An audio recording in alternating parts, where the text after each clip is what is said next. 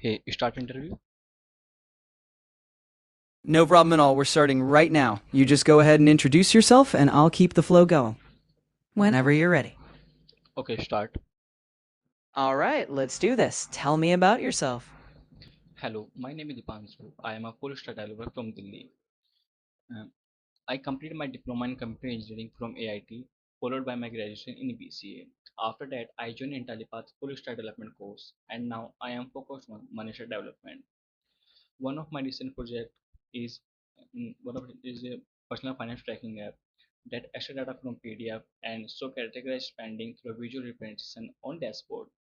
For development, I use React and Tailwind for my front end, Node.js and Express for my backend, and for my database, I use MongoDB. Right now, I am improving my backend skills and work on enhancing my communication, aiming for a full-time role in full stack development. Thank you for sharing that. Could you explain the difference between callbacks, promises, and async await? Callback, promise, and async await are used to handle asynchronous tasks in JavaScript. Callback is a function that passes into another functions and execute when the asynchronous task is completed. The main problem with callback is that whenever we use nested callbacks, it is difficult to read the code and to manage debugs. And it created callback hells. Promise are introduced to you to solve this problem. Promise use .then and .catch method to perform tasks, and it is easy to read and write. Async await is used async await is used promise to perform their task, and async await is in async await we write asynchronous code is very readable and easy format like synchronous code, and in using async await our code is become more readable and easy to debug. Great job explaining that. Let's move on. Could you explain what an execution context is in JavaScript? Execution context is in JavaScript as the is the environment where JS code is run.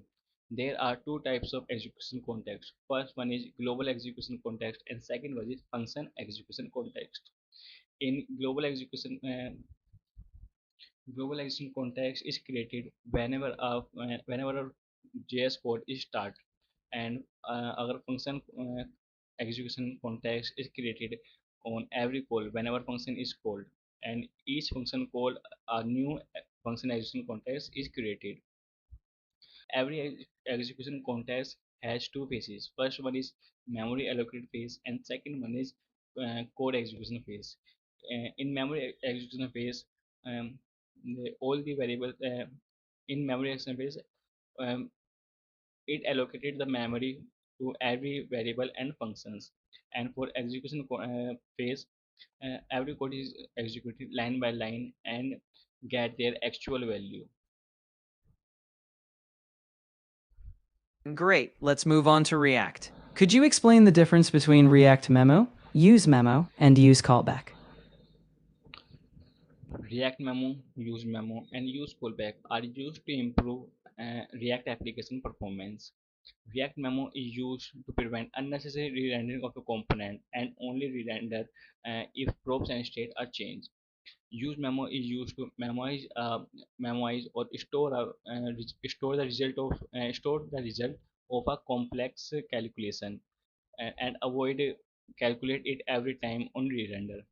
And use callback is used to memorize the functions, and it prevents the recreation of functions on every re-render.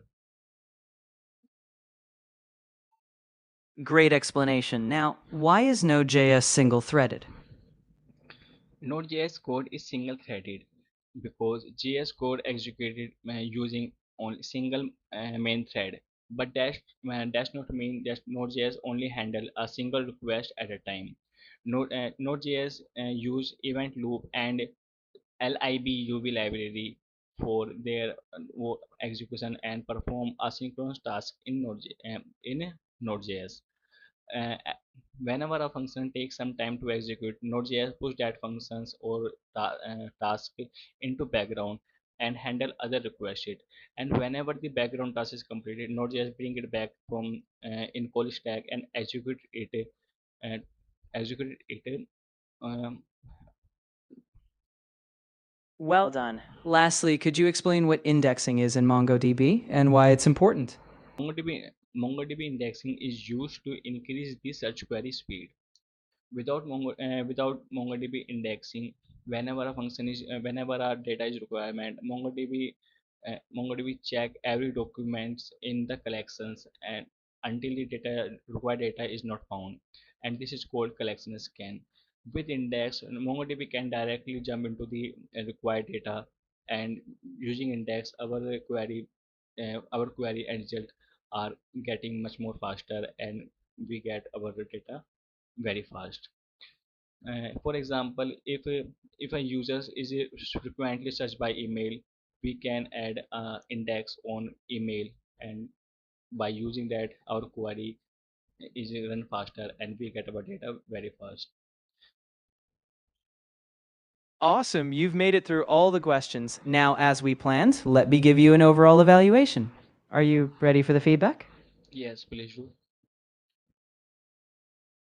All right. Overall, you did a solid job with the concepts. I'd say you're around a 7 out of 10 on technical accuracy.